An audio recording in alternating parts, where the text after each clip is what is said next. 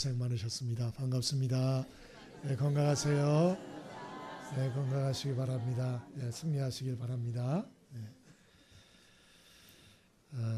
어떤 기사를 보니까 한국 사회가 퍼펙트 스톰이 불고 있다. 뭐 이렇게 기사가 나왔더라고요. 퍼펙트 스톰은 기상 용어인데 보니까는 위력 없는 저기압하고 2급 태풍 허리케인이 만나서 그 영향력이 폭발적으로 증가하는 현상이다. 이렇게 돼 있어요.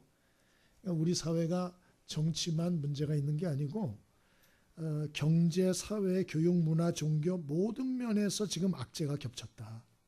그리고 우리나라만 지금 악재가 겹친 게 아니고 외국도 심각하다는 거예요 지금. 그래서 미국 때문에 지금 국정이 아주 무너지는데요. 이런 악재들이 지금 맞물려 돌아가면서 앞으로 할 수 없는 위기 속으로 우리 한국이 들어가고 있다. 이런 얘기를 썼더만요.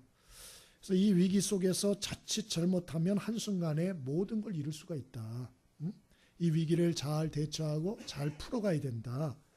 이걸 잘못하면 경제적인 손해가 최소 32조가 넘어설 것이다. 뭐 이렇게 얘기를 했어요. 전 모르겠어요. 왜 그렇게 되는지 모르겠는데 그래 분석을 했더라고요. 어쨌건 간에 국외적으로 혼란스러운 상황은 맞는 것 같습니다. 이런 상황에서 우리가 좀 잘해야 될 텐데요.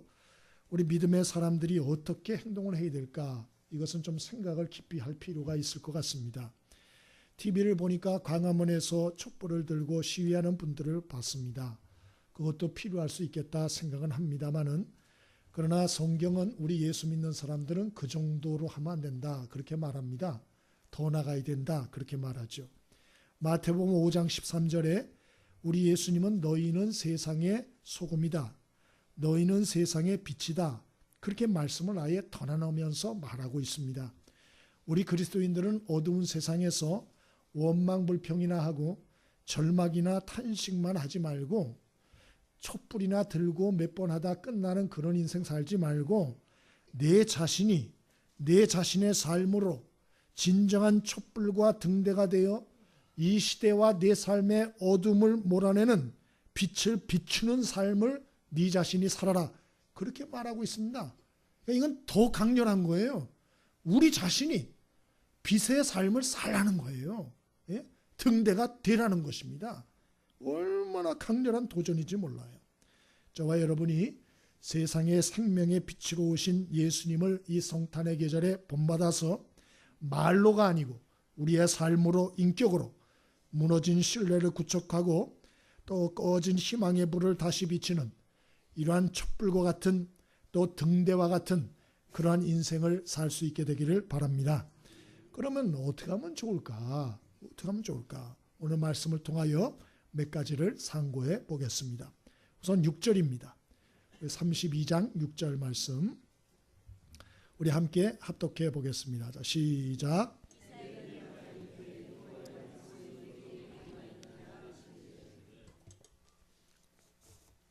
우선 첫 번째로 말씀의 사람이 되어야겠구나 하는 사실을 먼저 깨닫습니다. 예레미야서는 예레미야 선지자란 분이 기록을 한 것입니다. 때는 주전 587년쯤입니다. 남조 유다 왕국이 바벨론 제국의 침공을 받아서 완전히 망하기 딱 7개월 전입니다. 남조 유다가 멸망할 것이다. 회개하라. 이렇게 경고를 하던 예레미야 선지자를 시드기야 왕이 분노하여서 감옥에다 가다둡니다. 그러나 하나님은 감옥에 갇혀 있는 예레미야 선지자에게 미리 사건 전에 말씀을 주십니다. 그래서 오늘 본문에도 보니까 네가 감옥에 있는데 친척이 올 것이다. 그리고 밭을 사라 그럴 것이다. 그러면 그 밭을 사라. 그렇게 하나님이 가르쳐 주세요. 아닌 게 아니라 좀 기다려보니까 하나님의 말씀대로 예레미야 선지자의 친척 하나가 감옥을 방문합니다. 그리고 땅을 사라고 밭을 사라고 말을 하는 거예요. 그래서 예레미야 선지자가 덜커덕 땅을 샀다. 참 기가 막힌 일이에요. 아니, 전쟁이 나면 무슨 땅이 뭔 소용이 있습니까? 증서가 무슨 소용이 있어요 그게? 바보 아니에요? 어려우면 있던 것도 처분해서 금붙이나 다이아몬드나 이런 돈으로 바꿔야 될 판인데 무슨 땅을 삽니까? 지금 이럴 때. 그런데 예레미야가 그렇게 했어요. 왜 그러냐? 이유는 딱 하나입니다. 하나님이 그렇게 하라고 명령하셨기 때문에 그렇습니다. 우리는 여기서 하나님의 사람들이 시대가 어려울수록 어떻게 살아야 하는지 우리는 그 비결을 배우는 것입니다. 그것은 우리가 하나님의 말씀, 거기에 귀를 기울이고 하나님의 말씀을 붙들고 순종하는 삶을 살아야 된다. 이것을 배웁니다. 평소에는 우리가 평소에도 그래야 합니다만은 특별히 혼란과 위기의 순간에는 중심을 잘 잡으셔야 돼요. 예?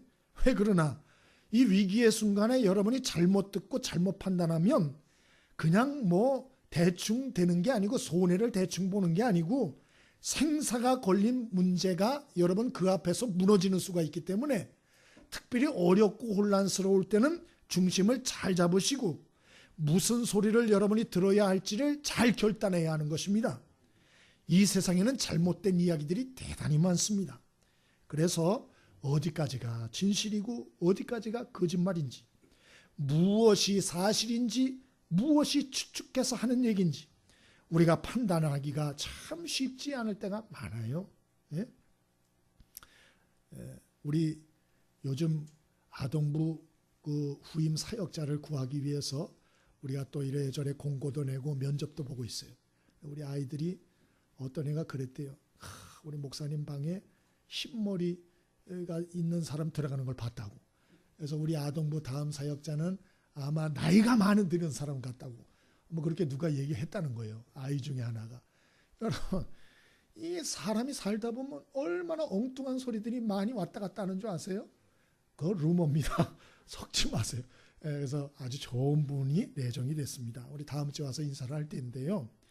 여러분, 이 세상에는 엉뚱한 소리들이 굉장히 많아요. 더군다나 이 사탄의 역사와 이런 것들이 또 강하기 때문에 진짜가 아닌 얘기, 사람을 죽이는 얘기, 절망하는 소리들, 이것들이 얼마나 우리를 힘겹게 할 때가 많은지 몰라요. 그러므로 잘 분별하셔야 돼요. 특별히 하나님의 백성은 마음을 열고 어려울 때마다 더욱 하나님의 말씀, 하나님의 뜻이 무엇일까 귀를 기울여야 돼요. 그리고 하나님이 주시는 분명한 뜻이 확실하다면 마음에 담으시고 순종해야 할 줄 믿습니다. 왜 그러냐? 하나님의 뜻만이 결국 그대로 이루어지기 때문이요. 하나님의 말씀대로 순종할 때 내가 살고 남도 살릴 수 있기 때문에 그런 것이에요. 노아 시대에 비 한 방울 오지 않았습니다. 그런데 하나님 뭐라고 명령하나? 산꼭대기에 방주 지으라는 거예요. 그것도 엄청 큰 거를. 이해가 됩니까? 납득이 됩니까? 이해가 안 되지요. 그런데 노아는 그것이 하나님의 뜻이라는 걸 확신하고 나서 120년 동안을 하나님의 말씀에 순종하여 바닷가가 아니고 산꼭대기에다가 배를 짓습니다. 배지를. 예? 이 얼마나 참 기가 막힌 일이에요. 그런데 결국 어떤 일이 일어나지요? 하나님 말씀대로 홍수 심판이 시작됩니다. 결국 불순종한 사람들은 다 멸망합니다. 그리고 노아와 8가족만 살아남았다. 그게 창세기 6장에 나오잖아요. 여러분, 어렵고 힘들 때마다 내 기분이나 감정이나 생각대로 행동하지 않게 되기를 바랍니다. 고린도후서 10장 5절에 사도 바울은 그래서 모든 생각을 사로잡아 그리스도께 복종하라 그랬어요. 내 생각이라고 내 멋대로 생각하는 게 아니고 내 머릿속에 일어나는 모든 생각도 완전히 사로잡아서 그리스도께 복종시켜라. 그게 사는 길이다. 그렇게 말한 것입니다. 하나님은 벙어리 하나님이 아닙니다. 하나님은 지금도 말씀하시는 하나님이에요. 사고가 터지기 전에, 사건이 터지기 전에 우리에게 미리 말씀해 주세요. 미리. 예? 그래서 성경을 읽을 때, 설교 말씀을 들을 때, 예배할 때, 기도할 때, 찬송할 때, 봉사할 때, 길을 걸어갈 때, 때로는 잠을 잘 때 하나님은 순간순간 미리 말씀해 주시는 하나님이에요. 여러분, 날마다 그 하나님의 말씀을 사모할 수 있게 되기를 바랍니다. 그 하나님의 말씀을 가까이 할 수 있게 되기를 바랍니다. 예? 여러분, 그래서 날마다 마음속에 하나님께 받은 말씀이 있어야 돼요. 하나님께 받은 은혜가 있어야 돼요. 사람은 거짓말을 못해요. 자기 마음속에 쌓은 것이 그대로 나오는 거예요. 그래서 하나님의 말씀을 받은 게 있습니까? 그게 나와요. 하나님께 받은 은혜가 있습니까? 그게 나온다니까요. 속일 수가 없는 거예요. 속일 수가 없는 거예요. 예? 그러므로 저와 여러분이 날마다 하나님의 말씀을 사모하고 그 하나님의 말씀을 마음에 담고 사십시오. 그때 우리는 세상의 빛과 소금의 사명을 감당할 수가 있어요. 시편 119편 105절 주의 말씀은 내 발의 등이요 내 길의 빛이니이다. 그래서 그렇게 말씀을 한 거예요. 여러분, 저와 여러분이 날마다 말씀을 마음에 받아서 세상에 빛을 비추는 저와 여러분의 인생의 삶, 사명 감당할 수 있게 되기를 바랍니다. 두 번째로 우리가 이 어둠을 몰아내고 정말 빛된 사명을 감당하는 촛불의 인생, 등대의 인생 어떻게 살 수 있을 것인가? 우리 9절, 10절 함께 읽어봅니다. 9절과 10절입니다.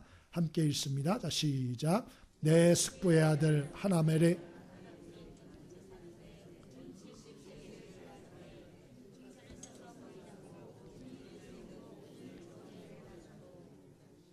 아멘. 첫 번째로는 말씀의 사람이 좀 되겠다.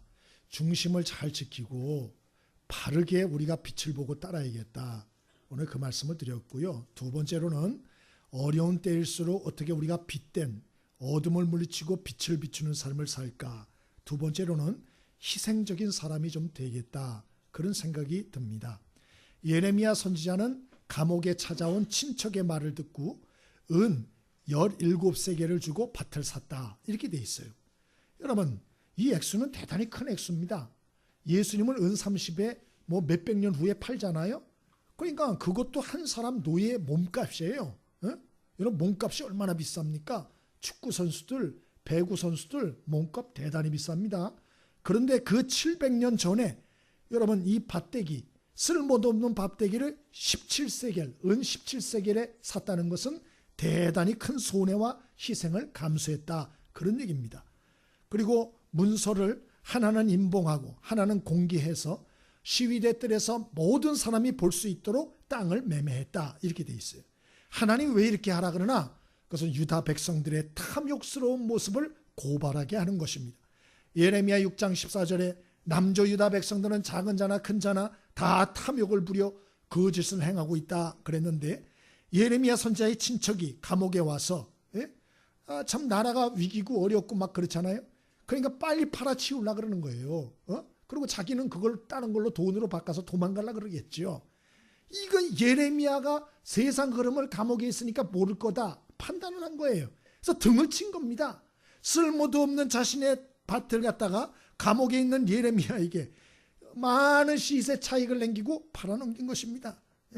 예레미야 선지자를 통해서 하나님은 바로 이러한 부패한 자기밖에 모르는 이러한 당시 사람들의 모습을 고발하시는 것이죠. 여러분, 나라가 어수선하고 살기 어려워지면 사람들은 자기 희생을 안 합니다. 오히려 이기적이 됩니다. 그래서 친척도 등을 쳐서 내 배를 불리는 이런 이기심의 노예가 된 사람들이 급작히 많아지게 되어 있습니다. 그런데 하나님은 그걸 알면서도 쓸모없는 땅을 너는 사라 그랬어요. 왜 그러나? 사람들 앞에서 좀 보여주라는 거예요. 사람들이 바보라고 손가락질하지만 그런 사람도 있다. 이런 사람도. 돈을 많이 주고 그 쓸모없는 땅, 쓸모없게 될 것이지만 그거를 희생하여 사는 사람도 있다. 보여주는 거예요. 이걸 본 사람들은 어떻게 했을까요? 큰 충격을 받았겠죠. 손가락질을 하는 자도 있었지만 큰 충격을 받았을 거예요. 보통 사람들은 살기 좋은 세상을 꿈꿉니다. 그러면서 이래야 된다, 저래야 된다, 말들은 청산유수예요. 그러나 사는 걸 가만히 보면은 자기 희생이 없어요. 자기 손에 안 보려고 그래요. 뭐 말로는 이래야 된다, 저래야 된다. 말로는 누가 못합니까? 말로 좋은 세상 공동체 누구나 다 세울 수 있어요. 그러나 정말 그런 공동체를 맛보고 세우려면 자기 희생을 하는 사람들이 자기의 희생과 손해를 감수하지 않으면 그런 세상은 오지 않아요. 우리나라 최초의 장로교 선교사 언더우드 선교사가 구한말에 들어오시지 않았어요? 그때 고종 황제께서 열방의 틈바구니 속에서 굉장히 고심이 심했다 그래요. 누구도 믿을 수 없는 상황이었대요. 왜냐? 이 참 밑에 신하들도 친일파, 친노파 나눠져 가지고 얼마나 싸우고 정신없이 구는지. 그때 고종 임금이 신임할 사람이 없었다는 거예요. 신임할 사람이. 그때 한 사람 딱 신임을 했는데 그 중에 하나가 누구냐? 제중원을 설립한 언더우드 선교사였다 그래요. 이 언더우드 선교사를 가까이 하면서 이렇게 했는데, 명성황후 시해 사건 후에는 고종 황제가 너무 두려워가지고 잠을 주무시지 못했대요. 또 음식도 먹지 못했답니다. 독살을 할까봐. 아니 무슨 한밤중에 와서 왕비도 칼로 난자해 죽이는데 왕이라고 독살을 못할 것 같아요? 충분히 가능하죠. 충분히. 그래서 이 고종 황제가 대단히 두려워 떨고 있었는데, 기록에 보면 언더우드 선교사가 명성황후 시해를 당한 후 일주일 동안 고종 황제가 자는 침소 옆방에 고종 황제가 얘기를 해서 그 옆방에서 일주일을 지켜드렸다라고 역사적으로 기록이 남아있다는 거예요. 예? 이 언더우드 선교사가 그 일주일 동안 잠만 거기서 잔 게 아니고, 이 고종 황제가 밥을 못 먹으니까, 믿질 못하니까, 그래서 자기 집에서 밥을 해가지고 고종 황제에게 직접 드렸다, 이런 기록이 있어요. 여러분, 고종 황제가 살해의 위력과 위기를 느껴서 참 이렇게 어려운 지경이고, 또 왕후까지 칼로 난자하는데 선교사는 가만두겠어요? 선교사 목숨은 가만둘까요? 절대로 가만두지 않죠. 예? 그런데도 언더우드 선교사는 자기의 목숨을 돌보지 않고 왕의 옆에서 일주일을 침소를 지켰다는 것입니다. 일주일을. 나중에 아시듯이 언더우드 선교사는 연세대학교도 그분이 세우시고, 또 제중원은 세브란스 병원도 또 나중에 되고 그러지 않았어요? 예? 이 언더우드 선교사에 대한 일화가 굉장히 많습니다. 김규식이라고 하는 청년이 있었는데, 이 부모가 죽고 삼촌만 있었던 고아였대요. 어렸을 때. 이 아이를 입양한 거예요, 자기가. 그래서 미국에 공부까지 시키고, 나중에 그래서 이 김규식이 임시정부 부주석이 되고 부통령이 되는 거예요. 예?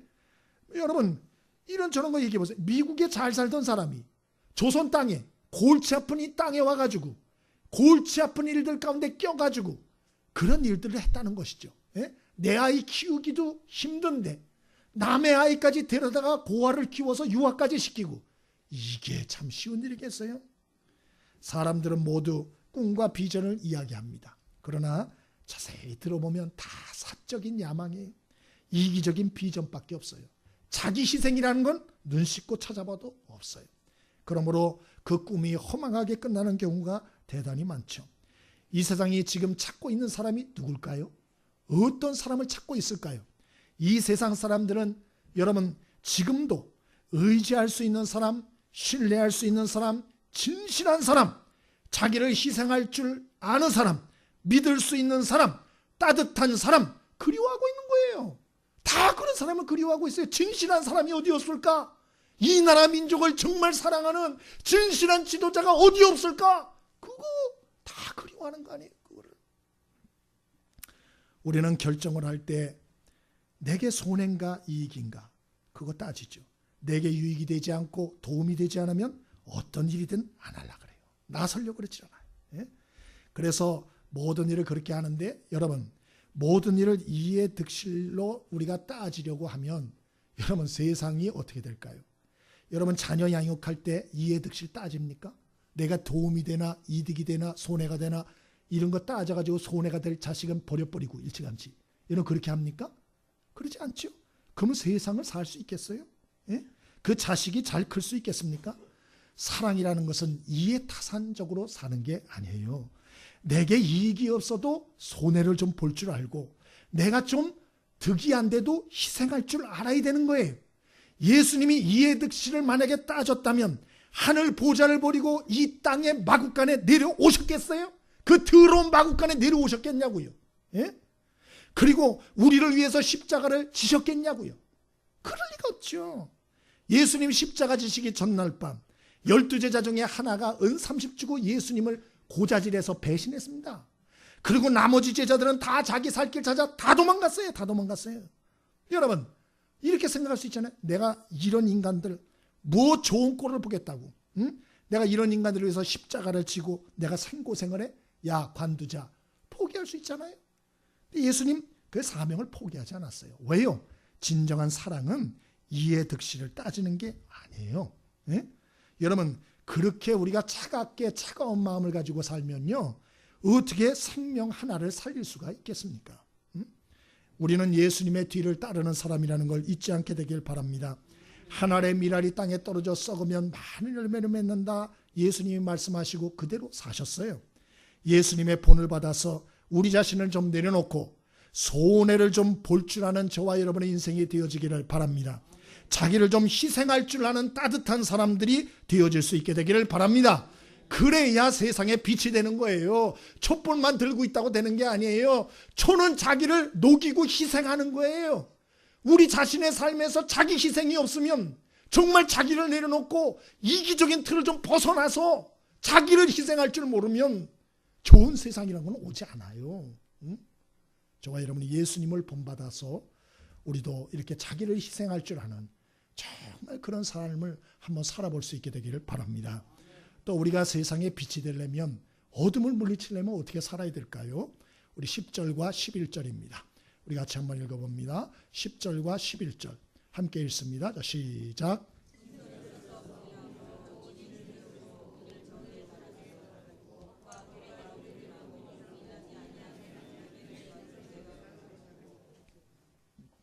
첫 번째로는 말씀의 사람이 돼서 좀 중심을 잡고 살아야겠다. 두 번째로는 좀 우리가 자기를 희생할 줄 아는 사람이 좀 되겠다. 마지막 세 번째로는 좀 희망을 전하는 사람이 되겠다. 그 생각을 합니다. 오늘 땅을 판 매매 증서를 항아리에 넣어서 땅 속에다 묻으라고 하나님이 그러십니다. 그래서 그대로 해요. 그걸 왜 땅 속에다 묻나? 하나님이 말씀하신 대로 바벨론이 침공해서 나라가 망하고 어려운 일이 있을 거예요. 그런데 하나님은 또 뭐라 그러냐? 그러나 반드시 회복되어 포로에서 돌아올 것이다. 반드시 이 땅을 회복하고 너희들이 돌아와 밭과 집과 포도원을 회복하게 할 것이다 라고 하나님이 약속하셨어요. 그래서 지금 예레미야가 희망의 행동적 메시지를 보여주고 있는 것입니다. 우리나라는 아시다시피 OECD 국가 중에 출산율 최하위, 자살률 제일 높습니다. 지금 그것도 월등하게 높아요. 성인 79%가 외국으로 이민 가고 싶은 나라의 백성이라는 아주 불명예스러운 통계를 가지고 있습니다. 젊은이들은 헬조선이라 그래요. 네? 이 절망적인 그 얘기들을 가만히 들어보면 이게 전부 다 세상은, 이 우리나라는 절망을 전하고 있어요. 절망을. 절망. 텔레비도 절망, 이것도 절망. 보고 있으면 절망이 돼요. 절망. 살고 싶지가 않아요. 그냥. 예? 뭐 절망을 전하는 게 사명 같아. 지금 보니까. 이건 아니다. 예? 그런 생각이 좀 듭니다. 여러분, 하나님은 우리가, 하나님 백성들이 환경을 보고 절망하고 탄식하고 정죄하고 조롱하고 그리고 자포자기하고 기죽고, 하나님 이런 거 기뻐하지 않으세요. 왜 그러냐? 우리에게는 전능하신 하나님이 계시기 때문인 줄 믿습니다. 우리는 하나님의 백성이에요. 그래서 우리도 세상 사람하고 똑같이 절망적인 얘기나 뱉어내고, 그 누가 할 줄 몰라요? 생리적으로 우리는 다 이기적이고 절망적인 요소가 다 있어요. 살고 싶지 않을 때도 많아요. 근데 그런 거는 세상 사람이 다 할 수 있어요. 하나님의 백성은 그러지 말라는 거예요. 소망과 희망을 전하는 사람이 되라는 거예요. 왜? 하나님이 계시기 때문에. 예레미야 33장 2절에 보면 예레미야가 감옥에 있을 때 하나님이 그에게 또 말씀을 주십니다. 뭐라고 말씀을 주시나? 이를 행하는 여호와, 그것을 지어 성취하는 여호와, 그 이름을 여호와라 하는 자가 이같이 이르노라. 너는 내게 부르짖으라. 내가 내게 응답하겠고 내가 알지 못하는 크고 비밀한 일을 보이리라. 그렇게 말씀해요. 하나님이 당신 자신을 뭐라고 얘기하죠? 이를 행하는 여호와래요. 그것을 지어 성취하고야만은 여호와래요. 지금 예레미야는 감옥 안에 있어요. 그는 하나님의 말씀을 전했어요. 희망의 메시지를 전했어요. 사람들은 말해요.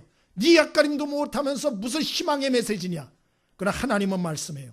예레미야가 그 희망을 성취하는 게 아니고 그 희망은 하나님이 성취하신다. 이를 행하는 여호와, 그것을 지어 성취하는 여호와, 그 이름을 여호와라 하는 자는 부르짖는 자에게 응답해 준다. 크고 비밀한 일을 보여주리라. 약속하고 있는 거예요. 우린 연약해요. 우리는 좌절할 때가 많아요. 우리는 실패할 때가 많아요.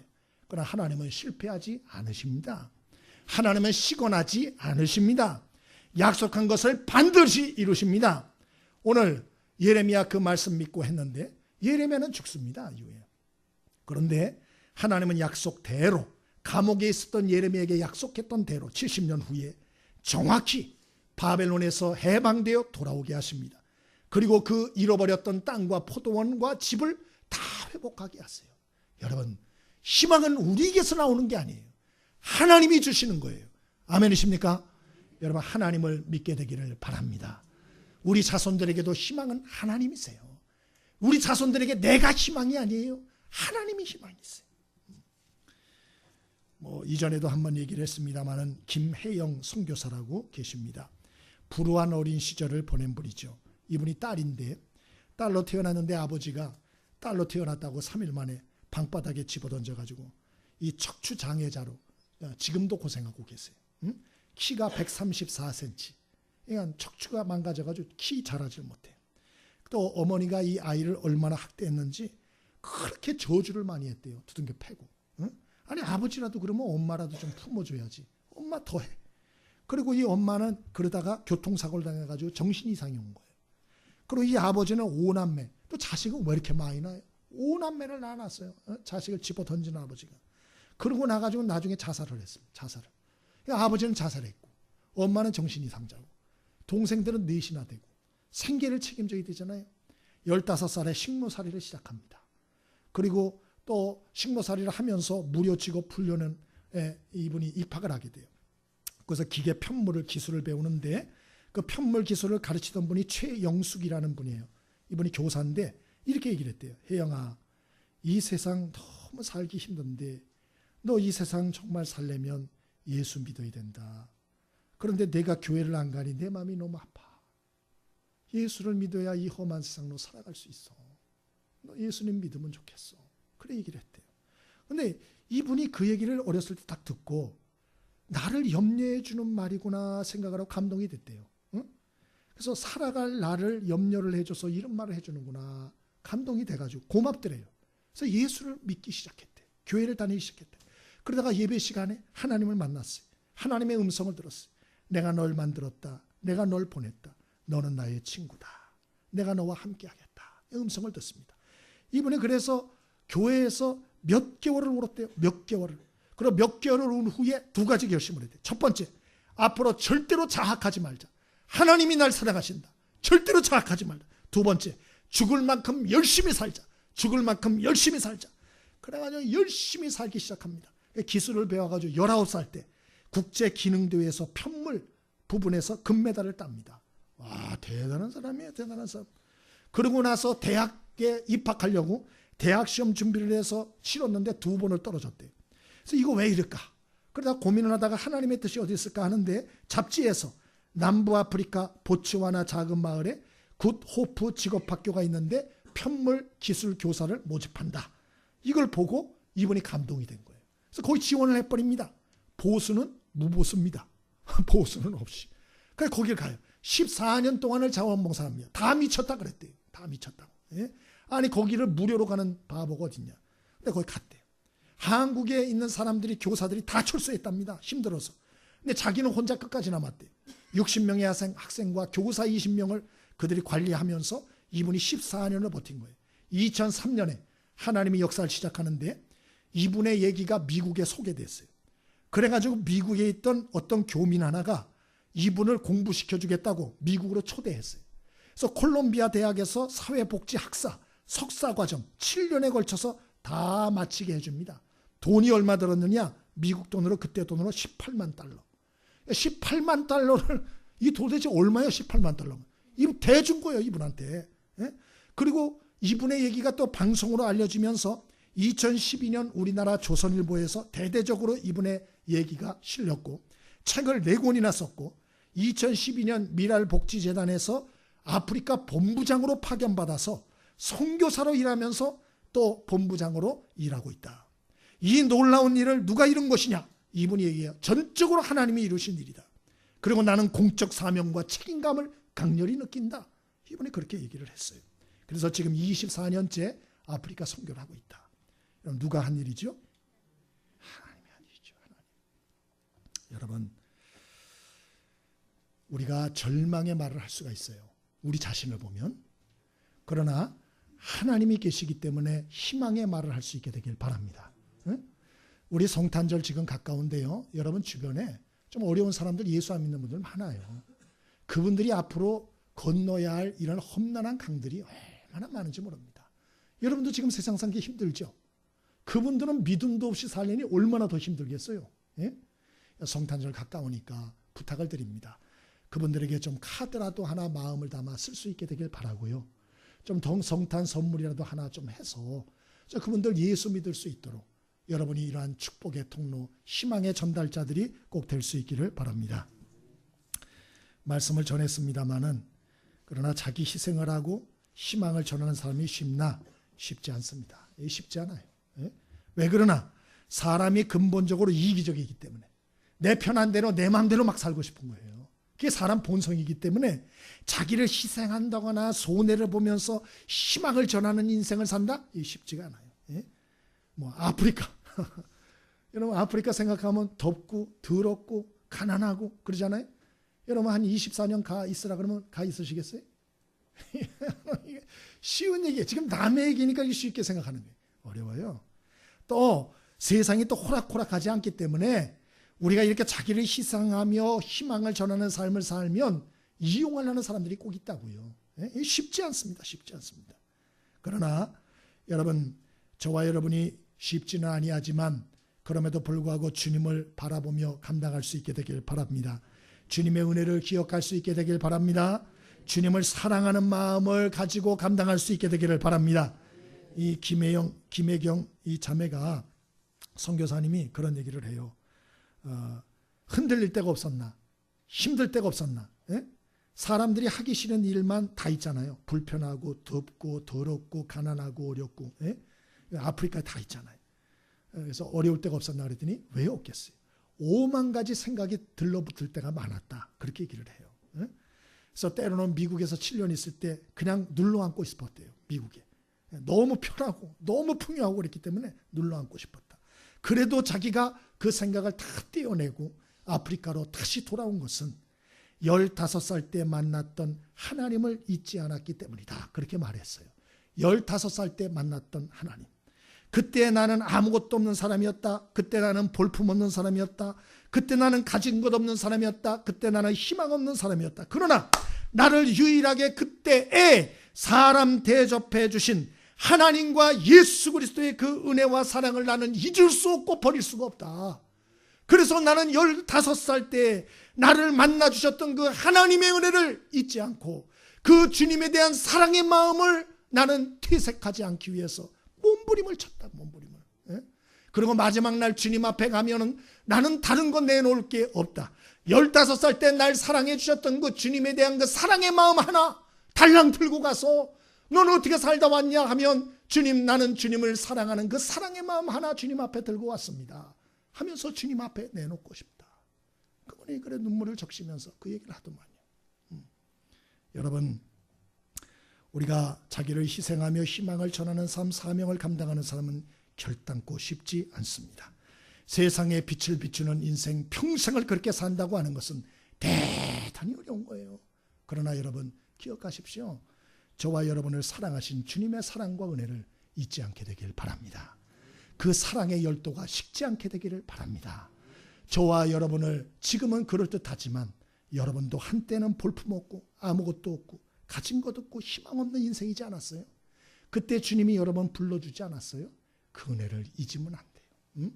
항상 기억하시고 회상하셔서 저와 여러분이 이 성탄의 계절에 주님을 향한 사랑의 마음이 다시 한번 불붙는 귀한 축복이 있게 되기를 바랍니다. 우리 복음성가 하나 같이 해보겠습니다. 우리 사랑합니다 나의 예수님.